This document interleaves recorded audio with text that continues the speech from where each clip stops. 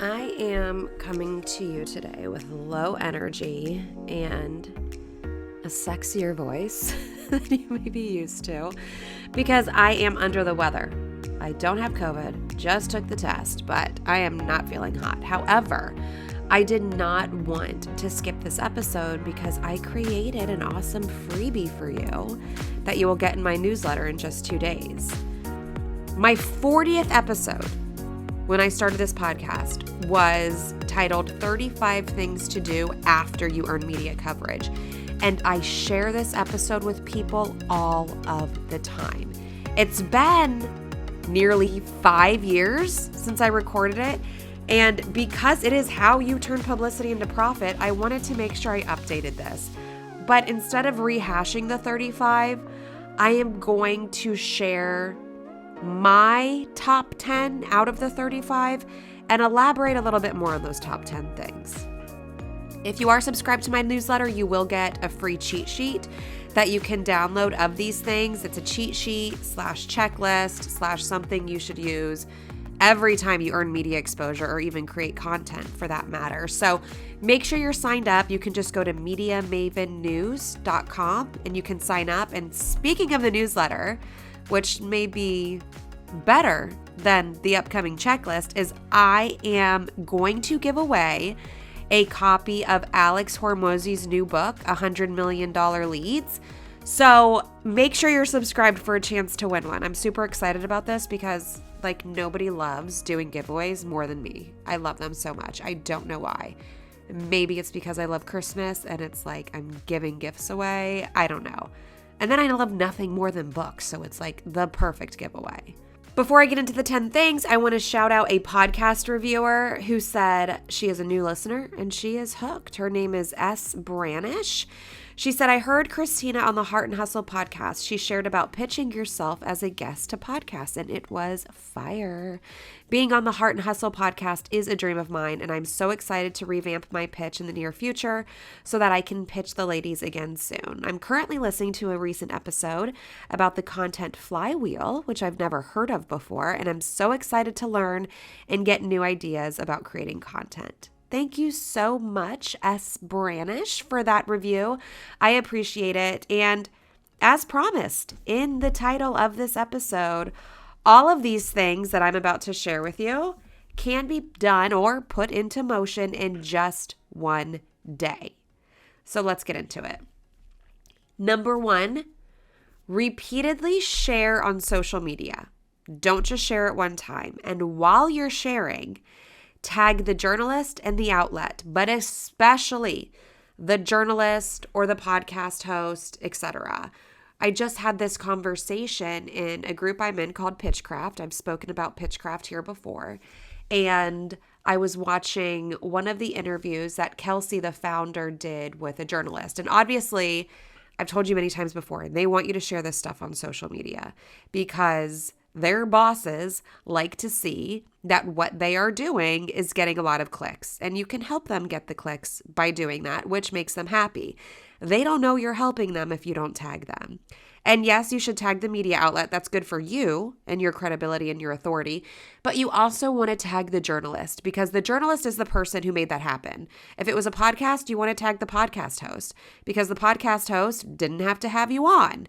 And when they see that you are sharing their work with your audience, they are so much more likely to bring you back on or use you again for a relevant topic or a different angle to whatever your expertise is.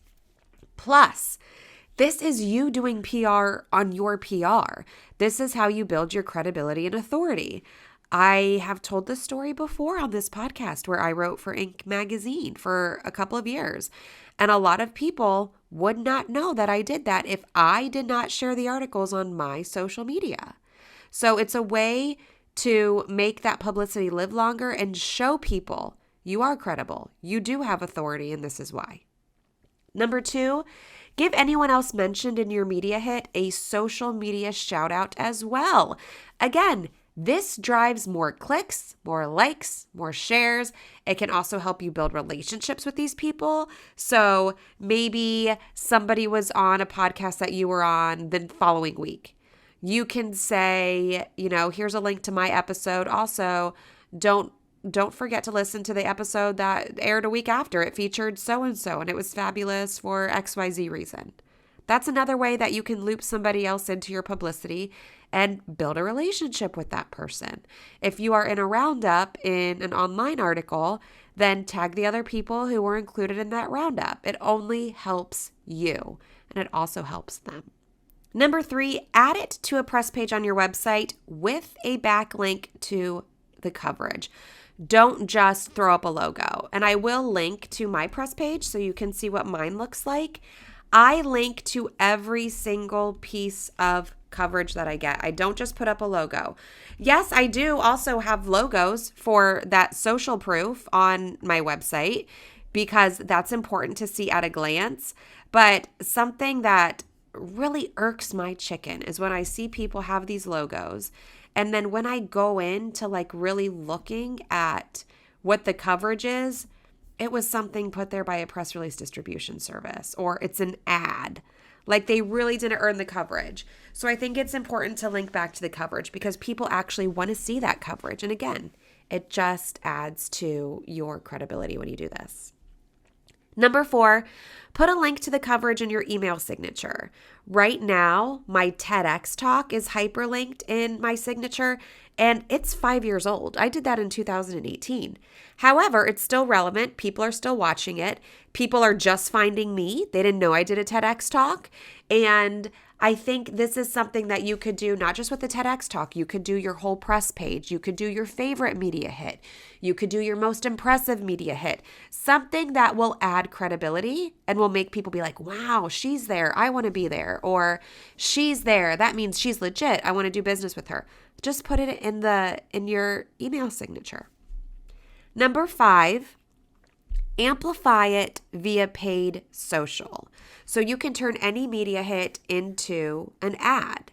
And I like this more than I like just an ad because with an ad, there's no credibility or authority. But when you turn your media hit into an ad, that's where you get that built-in perception of this isn't you paying to tell other people you're great. Somebody else did that and you're amplifying it. Another thing that you can do, and I haven't done this before, but it is on my list of things to do, is you can give money to the podcast host that hosts the show you were on and have them amplify it. So you heard I was just on the Heart and Hustle podcast. I could take that episode and I could turn it into an ad and, bust it out all over Twitter or X or Facebook or Instagram. That's me sharing their podcast. Or I could give the ladies the money and I could say, hey, here's $200. Could you please amplify this episode to this audience? I'll pay for it. And you get the traffic on your social media and you get the traffic to your blog post. So that's just an out-of-the-box way of thinking to amplify the kind of media that you're earning. Number 6, mention it in some future pitches to prove your credibility and authority. Okay, I need to find some synonyms for credibility and authority. I feel like I've said it a million times. But I always, at the end of all of my pitches, I always say, I've appeared on Smart Passive Income, EO Fire, Boss Babe, blah, blah, blah. And then when I say that, I hyperlink to where I've appeared because, again, it adds credibility and authority. So, for example, if you are pitching a bigger outlet, like say, we'll always go to the ones that people are like, it's their dream outlet. If you're pitching the Today Show or Good Morning America, it will really help you if you say, I've appeared on TV, and then you list 2 or 3 of your local TV stations. Because when you pitch, if they're interested, they're going to want to know if you have experience on TV. When I got Amy Porterfield on CNN, they asked me if she had TV experience, and she didn't. However, it's safe to say she's comfortable in front of a camera because she's done hundreds of webinars. So I made sure to mention that in the pitch. Number 7, use it in your marketing materials. This could be in your newsletter, on your podcast, at speaking events, at trade shows. You might have a folder in your Google Drive that is just for marketing. Find a way to incorporate some of your impressive media hits there. Find a way to put a link in there that goes to your press page that you keep building. Because again, this is what people are going to see when they decide if they want to work with you or not. Number 8, capitalize on the earned media to garner brand endorsements. This is something my media mentoring program client did. So if you are not in my $37 bootcamp, Pitch, Publicity, Profit, I will link to this and you will hear step by step on how one of my clients did this. Her goal was to reach more local moms so she could work with their children in how to help them eat healthier. However, as a side effect of being on the local news, these local food brands assumed she was an influencer right off the bat because she was on TV. Even though this was her first time ever being on TV, this is the perception that they got. And they sent her an email and they were like, hey, can we pay you to promote our product on your website? And she started making brand deals literally that day. So even though that may not be your goal, as a thought leader, you could also be a brand ambassador. You could be a quote unquote influencer because there's so much overlap in that space. So if you are interested in doing some brand endorsements with brands that are in your niche or relevant to your audience, that is something else you could do because that is something that sets you apart. There's a lot of content creators doing this, but there's not a lot of content creators who earn media exposure. So that's something that's a big differentiator for you. Number 9, turn the media hit into an image if there's not one already available. And you can share this in different ways, or you can use it as a header photo. So a lot of times, if you're in an online article, they will use a stock image as the photo. Or if you just screen grab it, things don't line up exactly to make it look pretty in a screen grab. So it's like sometimes you have to maybe use a photo of yourself, put the publication somewhere on that photo, put the headline, maybe screen grab and cut out a quote, just so it looks pretty at a glance and you can tell what you're looking at a glance. So find a way to turn it into an image to share on social media in addition to that link that we've talked about sharing. One thing I do not suggest, because this just takes it to a level of dishonesty, and I have seen this a lot by people on the internet, and a lot of these people are like legit thought leaders, and I feel like it just really dilutes their brand, is say you're in Forbes. Forbes is a big one for this. You're quoted in Forbes. Do not edit a faux cover of Forbes and put your picture on it as if you were on the cover of Forbes. Not only is that misleading, but in my opinion, you look like an idiot. It just looks dumb. Instead, take different screen grabs on the page the article is in and then rearrange them so you can see everything at one glance. Because 9 times out of 10, you're going to need to scroll to see everything that you want people to see. So re-edit it that way, but for the love of God, don't put your face on the cover of a magazine you're not on the cover of. Thank you for hanging here with me. One more to go, and then I'll do a quick recap and tell you more about that freebie you can expect. Number 10, ensure that your systems and processes are set up so you can respond quickly and efficiently to coverage reactions. There's nothing that sucks more than earning an amazing piece of coverage. It results in you getting more traffic, and then you don't know what to do with that traffic. I made this mistake when I was starting out. I still benefited from the coverage. I still benefit from the coverage that happened a long time ago today, but it could have been more. When I was on Smart Passive Income, I think it was like in 2016 for the first time, I didn't have a lead magnet. I didn't know about that part of online business. So when Pat asked where people could find me, I shared my social media, I shared my website, and that was it. The next time I was on Smart Passive Income, it's a couple years later, I knew better. I said, oh yeah, you can join my newsletter every Thursday. I give you strategies on how to earn exposure without ads. Go to MediaMavenNews.com and I'll see you there. Or I created a gift, a freebie just for the Smart Passive Income audience. If you go to Media Maven and more /Pat, you can get it there. Something like that. Something to drive people somewhere. Now, the good news is this is pretty easy to make. Like, you could do something like this in an hour, less than an hour, just a place to capture emails. And you usually have an hour heads up before something's going to happen. For a podcast interview, you most likely have a few weeks, if not a few months. So you have time to do this. I had another client, a local restaurant client who we got great coverage for. And the service at the restaurant was bad. Like, people just didn't have a good experience there. And for that reason, they got a lot of complaints. And this is something that was completely out of my control as their publicist. I could give them feedback all day, every day, but if they didn't make those changes on their end, there was only so much I can do. And this is why I always harp on there is a difference between marketing and sales. I can lead the horse to water, but it's your job to make the horse drink it. So you just want to make sure that you are ready for somebody to react to that media coverage. And I also want to be clear, do not use this as an excuse to not get started. Do not say, well, I'm redoing my website, or I don't have a website up, or I don't have my lead magnet ready. I don't care. People can do business with you one way or the other. They can call you. They can find your Facebook, your Instagram, your TikTok, whatever it is. There is a way for them to reach you. I'm just saying, have that way ready. So when somebody wants to reach you, they can reach you. In a perfect world, you'd have all the things in all the places, but most people don't. So please don't use that as an excuse to not reach out. Out of the 35 ways that I shared back in the day, these are my favorite 10, and I do believe that these are the 10 where you will see the most ROI from that publicity that you earned.